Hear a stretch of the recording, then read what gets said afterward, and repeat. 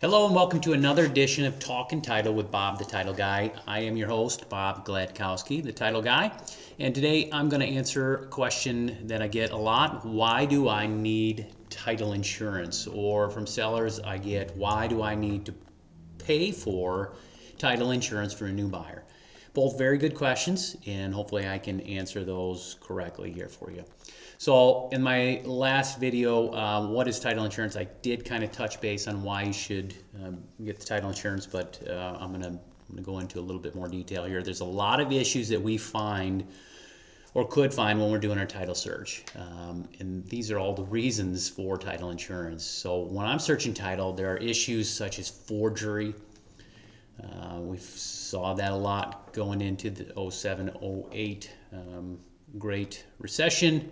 A lot of people forging documents and doing things they shouldn't have been doing. Another big one is a bad deed chain. I did touch base on that as well, but a bad deed chain. So we go back in time. Title is always based in the past.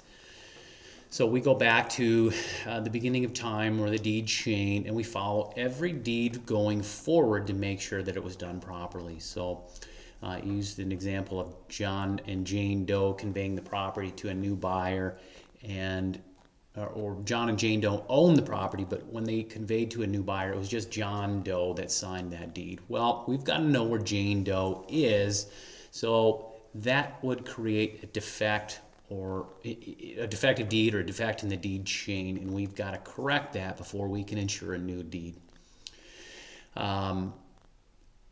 Another cause for concern would be fraud in past documents, right? So we could see maybe some false signatures on a prior deed and see that forgery that I had mentioned just a bit ago. With that would be false impersonations, right? People claiming to be someone who they're not, and this is a reason at the closing table that we're going to ask for your ID. So we're going to verify your identification and make sure you are the person who owns or the person who is buying the property. Another issue that we find are errors in legal descriptions. Typos are big. Some of these legal descriptions are very lengthy and they make what we call culls.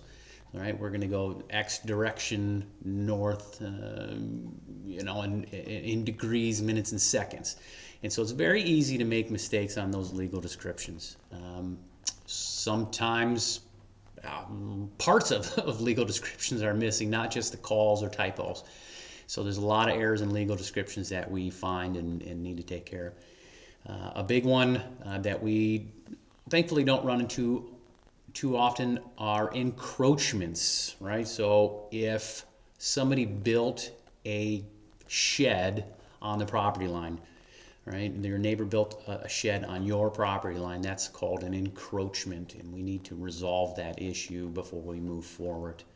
Another issue that we find are undisclosed or missing heirs. This usually happens maybe in a probate case or a situation where there's a death.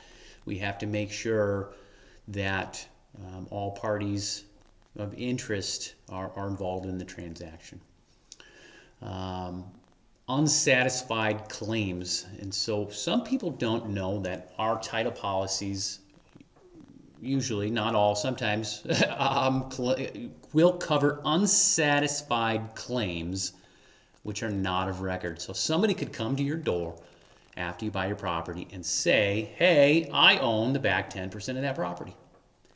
Well, we're going to cover that. We're going to make sure that we do our due diligence to make sure we don't find that. If it's not of record, we're going to fight it for you, okay? Incorrect indexing. So when we record documents with the Register of Deeds office, we do it in an order. Your deed chain is in order. We do those in order, right? If you purchase a home, your deed gets recorded first and then a mortgage, if anything else. So indexing is the order of recording. We want to make sure that's always done correctly as well. So we sometimes see situations where there are multiple deeds. This person deeds to that person, is going to deed to this person, right? So that all has to be done in a particular order to make sure that deed chain is correct. another giant one, not just in the legal descriptions, but in warranty deeds and all the other documents. Clerical errors, they happen all the time. People are human, and so we search for those, and we're gonna correct as many as we can. So the short, why do I need title insurance? As a seller, well, first of all, you received or likely received an owner's insurance policy from the people you bought from, right? So they paid for that and they gave it to you. It's an assurance to you at that point as a buyer. It's an assurance to the buyer that you're purchasing a home with good, clean, marketable title. So as a seller, why do you need title insurance, or why do you want to pay for title insurance to the buyer? Well, you're promising them that you do own the property, and you're giving them that property free of any liens, free of any judgments, free of any problems. And as a buyer, why do you want title insurance? Why do you need title insurance?